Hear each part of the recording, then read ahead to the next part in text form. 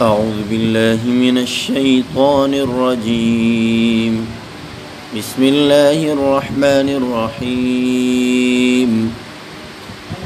وإذ قال ربك للملائكة إني جاعل في الأرض خليفة قالوا وتجعل فيها من يفسد فيها ويسفك الدماء ونحن نسبح بحمدك ونقدس لك قال إني أعلم ما لا تعلمون.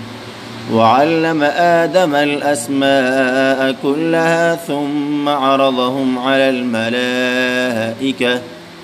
على الملائكة فقال أنبئوني بأسماء هؤلاء إن كنتم صادقين. قالوا سبحانك لا علم لنا إلا ما علمتنا إنك أنت العليم الحكيم. قال يا آدم أنبئهم بأسمائهم فلما أنبأهم بأسمائهم قال ألم أقل لكم إني أعلم غيب السماوات والأرض وأعلم ما تبدون وما كنتم تكتمون.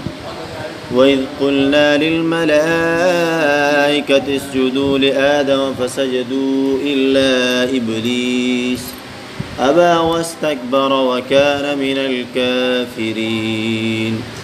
وقلنا يا آدم اسكن أنت وزوجك الجنة وكلا منها رغدا حيث شئتما ولا تقربا هذه الشجرة فتكونا من الظالمين. فأزلهما الشيطان عنها فأخرجهما مما كانا فيه وقلنا اهبطوا بعضكم لبعض عدو ولكم في الأرض مستقر ومتاع إلى حين.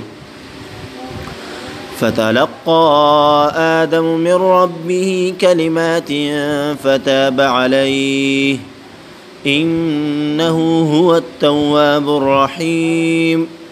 قلنا اهبطوا منها جميعا فإما يأتينكم مني هدى فمن تبع هداي فلا خوف عليهم ولا هم يحزنون. والذين كفروا وكذبوا بآياتنا أولئك أصحاب النار هم فيها خالدون.